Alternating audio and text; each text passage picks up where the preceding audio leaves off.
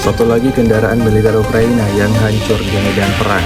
Rekamannya ramai beredar di media sosial Telegram pada Sabtu 2 Maret 2024. Dalam rekaman tersebut memperlihatkan detik-detik terbakarnya salah satu kendaraan militer angkatan bersenjata Ukraina.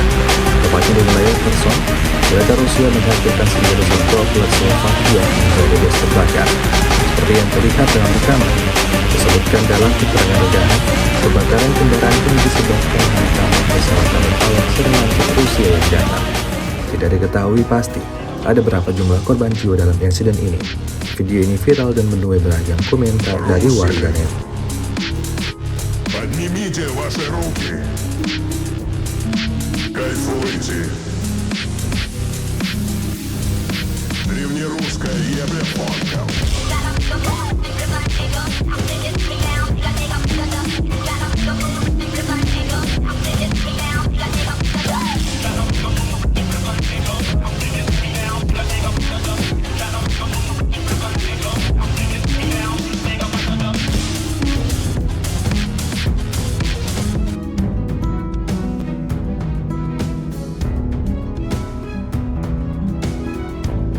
Юні хлопці соколята, з-під крила пустила мати.